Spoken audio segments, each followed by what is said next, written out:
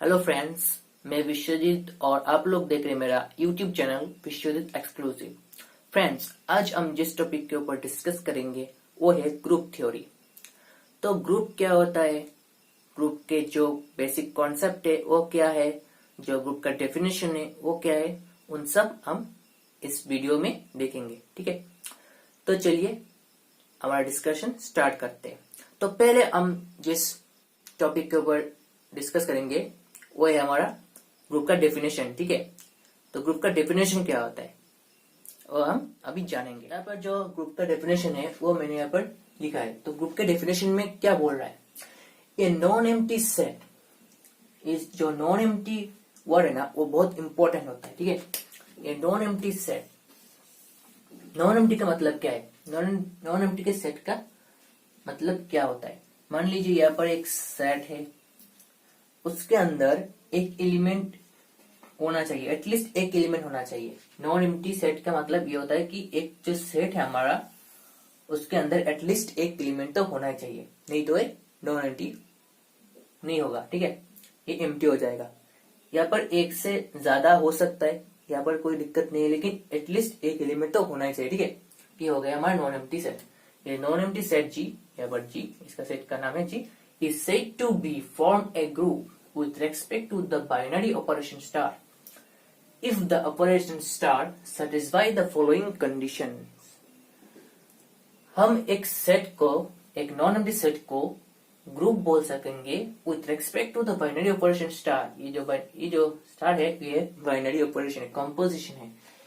if the operation star satisfy the following condition, अगर एक set कोई भी एक ऑपरेशन, बाइनरी ऑपरेशन के अंडर में अगर कुछ प्रॉपर्टीज होल्ड करेगा तभी हम इस सेट को ग्रुप बोल सकेंगे। ठीक है, तो बेसिकली एक सेट को एक ग्रुप होल्ड कराने के लिए बेसिकली हमको चार प्रॉपर्टीज होल्ड कराना पड़ता है। ठीक है, तो हम ये जो चार प्रॉपर्टीज है अभी हम ये चार प्रॉपर्टीज देखेंगे। ठीक है, तो पहला जो प्रॉपर्टी है ये है क्लोजर प्रॉपर्टी। ठीक है,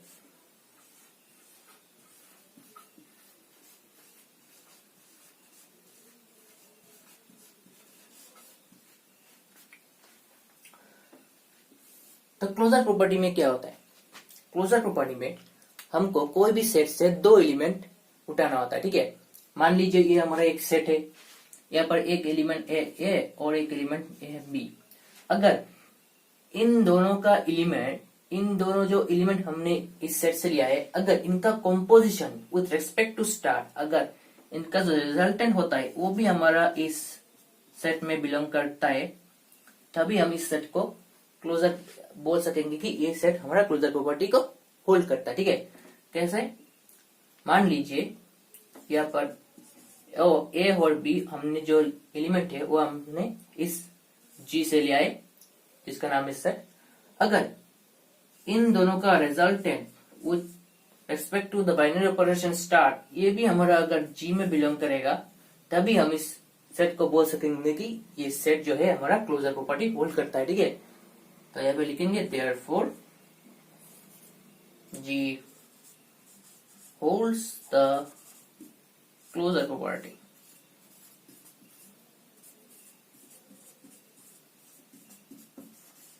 ठीक है, क्योंकि ये जो ए और बी हमने जी से लिया है और उसका जो कंपोजिशन है, रिजल्ट है, वो भी हमारा जी में मिल गया है, तभी हम इसको बोल सकेंगे कि जी होल्ड्स द क्लोजर प्रॉपर्टी। ठीक है, अभी जो हमारा सेकंड कंडीशन है वो है एसोसिएटिव लॉ। तो एसोसिएटिव लॉ क्या होता है, चलिए हम देखते हैं। हमारा जो सेकंड कंडीशन है वो है एसोसिएटिव प्रॉपर्टी। तो एसोसिएटिव प्रॉपर्टी में क्या होता है, एसोसिएटिव प्रॉपर्टी में हमको कोई भी सेट से तीन एलिमेंट को लेना पड़ता है। ठीक है, मान लीजिए ये हमारा एक सेट से और यहाँ पे तीन एलिमेंट है ए, बी और सी। अगर A star B star C equal to A star B star C, यहाँ पे क्या है, अगर हम पहले दो एलिमेंट का ऑपरेशन करेंगे और फिर ये जो एलिमेंट होगा उसके साथ अगर हम जो लास्ट वाला एलिमेंट है उसको ऑपरेट करेंगे तो इसका जो वैल्यू आएगा, सम वैल्यू, अगर हम पहले वाले को छोड़कर अगर लास्ट के दो वाले को पहले अगर ऑपरेट करेंगे और फिर फर्स्ट के साथ उन दोनों एलिमेंट को जो ऑपरेट करने के बाद जो एलिमेंट आएगा उसका साथ ऑपरेट करेंगे तो इसका जो वैल्यू आएगा वो दोनों हमारा इक्वल होना चाहिए। ठीक है, अगर ये दोनों वैल्यू हमारा इक्वल हो जाएगा, अगर होता है तभी हम बोल सकेंगे कि जो हमारा सेट है वो एसोसिएटिव प्रॉपर्टी को होल्ड करता है। अगर ये नॉट इक्वल टू हुआ तो ये सेट जो है एसोसिएटिव प्रॉपर्टी को होल्ड नहीं करेगा। ठीक है, समझ में आ गया? ओके, तो हम यहाँ पर क्या लिख सकते हैं, G holds the associative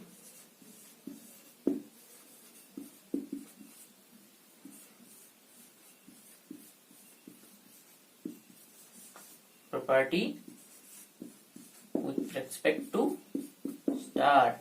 और ये जो हमारा कंडीशन है ये होल्ड करेगा for all A B C belongs to G. जो हमारे सेट है उसके प्रत्येक एलिमेंट के लिए ये प्रॉपर्टी होल्ड करना चाहिए। ठीक है, तभी हम इस सेट को एसोसिएटिव प्रॉपर्टी होल्ड करेंगे, बोल सकेंगे। ठीक है, तो ये होगा हमारा एसोसिएटिव प्रॉपर्टी। अभी जो हमारा थर्ड है वो है हमारा एक्जिस्टेंस ऑफ आइडेंटिटी। ठीक है, थर्ड नंबर है existence of identity. Identity property में क्या बोलता है?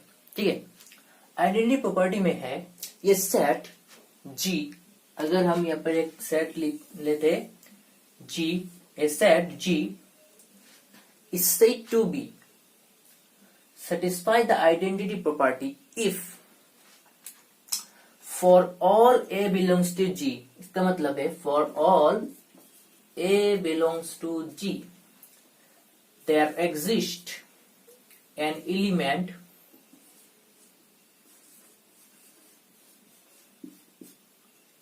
E such that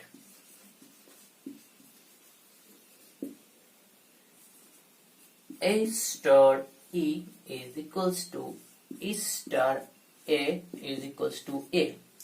इसका मतलब है कि अगर G से हम कोई भी एलिमेंट लेंगे, अगर for all A belongs to G there exist, इसका मतलब है यहाँ पर एक एलिमेंट ऐसा होगा कि there exists an element such that A star E star A is equal to A। इसका मतलब है हम जो सेट से कोई भी एलिमेंट अगर उठाएंगे उसके साथ हमारा जो E है उसके साथ अगर E का ऑपरेट, अगर A के साथ E का ऑपरेशन और E के साथ A का ऑपरेशन अगर करते हैं तो दोनों का जो है वो हमारा जो एलिमेंट हमने उठाया था वो आना चाहिए। ठीक है, जो हम एलिमेंट हमने G से उठाया था उसका नेचर में कोई भी प्रॉब्लम नहीं आना चाहिए। ठीक है, तो अगर क्या होता है A स्टार E और E स्टार A अगर हमको वही एलिमेंट हमको वापस देता है, ठीक है, तो अभी हम इसको बोल सकेंगे कि ये है हमारा आइडेंटिटी एलिमेंट। यहाँ पर मैं आपको एक बात बोल देता हूँ कि कोई भी सेट में या फिर कोई भी ग्रुप में, सॉरी सेट में नहीं है, ग्रुप में, कोई भी ग्रुप में सिर्फ एक ही आइडेंटिटी एलिमेंट होता है। ठीक है, इस एक से कम भी नहीं होता, एक से ज्यादा भी नहीं होता, एक ही आइडेंटिटी एलिमेंट होता है। ठीक है, हो गया। अभी जो हमारा है लास्ट जो है वो है इनवर्स प्रॉपर्टी। ठीक है, तो इनवर्स प्रॉपर्टी अगर कोई भी सेट होल्ड कर लेता है क्लोजर एसोसिएटिव आइडेंटिटी के बाद, अगर कोई भी सेट अगर इनवर्स प्रॉपर्टी होल्ड कर लेता है तो हम कोई सेट को हम बोल सकेंगे कि वो है हमारा ग्रुप। तो देखिए इनवर्स प्रॉपर्टी बहुत इंपॉर्टेंट है, हमारा जो आज का टॉपिक है वो भी ग्रुप है। और अगर कोई भी सेट इन तीनों प्रॉपर्टी होल्ड करने के बाद अगर इनवर्स प्रॉपर्टी होल्ड करता है तो हम इसको ग्रुप बोल सकेंगे। तो ये बहुत इंपॉर्टेंट प्रॉपर्टी है। ठीक है, तो चलिए देखते हैं कि इनवर्स प्रॉपर्टी क्या होता है। तो फ्रेंड्स, इनवर्स प्रॉपर्टी क्या होता है? इनवर्स प्रॉपर्टी होता है, मान लीजिए इनवर्स प्रॉपर्टी है, यहाँ पर एक, मान लीजिए हमने यहाँ पर एक नॉन एम्प्टी सेट लिया G, यहाँ पर एक एलिमेंट है A, हम इसको इनवर्स प्रॉपर्टी होल्ड करेगा कैसे बोल सकेंगे? अगर a set G with respect to the operation star is said to satisfy the inverse property if for each element of G, यानी कि G के जो प्रत्येक मेंबर है उसके लिए there exists an element A inverse, there exists an element A inverse such that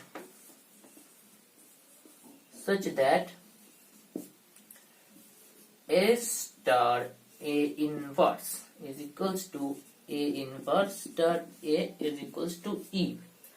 यानी कि हमने जो ग्रुप से एलिमेंट को लिया है उसके साथ जिस भी एलिमेंट का ऑपरेट करके हमको आइडेंटिटी एलिमेंट मिलता है, यानी कि ए स्टार यहाँ पर जिस भी एलिमेंट को हम ऑपरेट करेंगे ए के साथ, वो जब हमको रिजल्टेंट आइडेंटिटी देगा, तो जिसके साथ ऑपरेट करने ए को ऑपरेट करने के बाद हमको आइडेंटिटी एलिमेंट मिलता है, उस एलिमेंट को हम बोल सकेंगे कि वो है हमारा ए का इनवर्स। और जो ए का इनवर्स यहाँ पर मिलेगा, ए इनवर्स, वो हमारा ऑलवेज जी में बिलोंग करना चाहिए, ठीक है,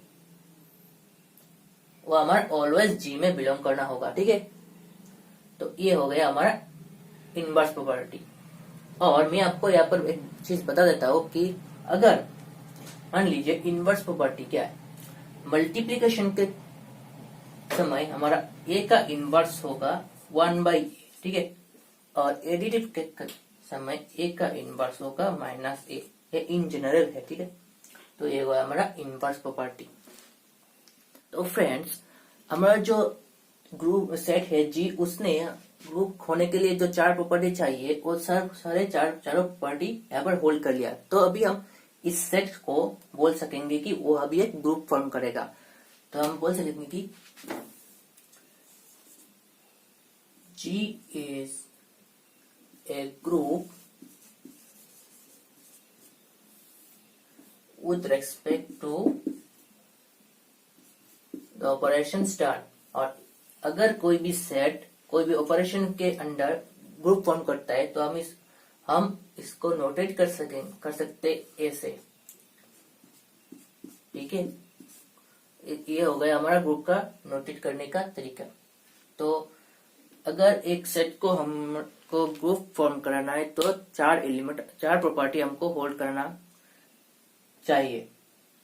एक है हमारा क्लोजर प्रॉपर्टी, दूसरा है एसोसिएटिव प्रॉपर्टी, और तीसरा है हमारा एक्सिस्टेंस ऑफ आइडेंटिटी, और चौथा है हमारा इनवर्स, ठीक है। यही है हमारा ग्रुप, ठीक है। अभी ग्रुप 2 तरीके का होता है, ठीक है, एक है एबेलियन ग्रुप और एक है नॉन एबेलियन ग्रुप। तो देखते हैं ये क्या होता है। एक ग्रुप को हम एबेलियन ग्रुप कब बोल सकेंगे, अगर ये ग्रुप इन चारों प्रॉपर्टी होल्ड करने के बाद एक और एक्स्ट्रा प्रॉपर्टी होल्ड करता है जिसका नाम है कम्यूटेटिव लॉ, जिसका नाम है कम्यूटेटिव लॉ।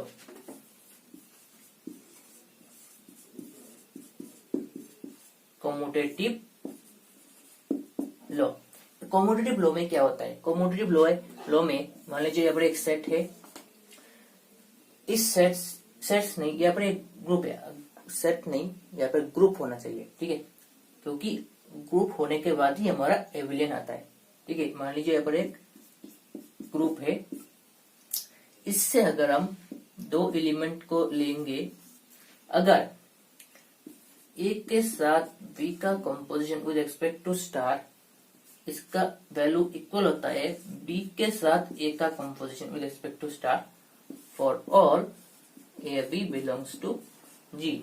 अगर कोई भी ग्रुप ये एक्स्ट्रा प्रॉपर्टी होल्ड करता है तभी हम इस ग्रुप को बोल सकेंगे एबेलियन ग्रुप, ठीक है। और नॉन एबेलियन क्या होता है, नॉन एबेलियन होता है अगर कोई भी ग्रुप ये प्रॉपर्टी होल्ड नहीं करता है तभी ये हम इसको बोलेंगे नॉन एबेलियन ग्रुप, यानी कि ये हो जाएगा हमारा सिर्फ ग्रुप, ठीक है। ये हो गया हमारा एबेलियन और नॉन एबेलियन का कॉन्सेप्ट। ओके, समझ में आ गया, ठीक है। अभी हम कुछ यहाँ पर शॉर्ट ट्रिक्स, अगर कोई एग्जाम में क्वेश्चन आया कि एक सेट आपको दिया है जी, एक सेट आपको दे के बोला कि आपको इसको ग्रुपोइड फॉर्म में लेना है, ठीक है, ग्रुपोइड बनाना है। तो आप सोच रहेंगे कि क्लोजर है, एसोसिएटिव है, आइडेंटिटी है, इनवर्स है और कॉमोडेटिव भी है, तो फिर ये ग्रुपोइड क्या होता है? तो यहाँ पर एक आदमी का जो दो नाम होता है ना, इसी तरह क्लोजर का भी एक और नाम है जिसका नाम है ग्रुपोइड, ठीक है। इसी तरह अगर कोई भी सेट क्लोजर और एसोसिएटिव को एक साथ में होल्ड करता है तभी हम इसको बोल सकेंगे कि ये है सेमी ग्रुप।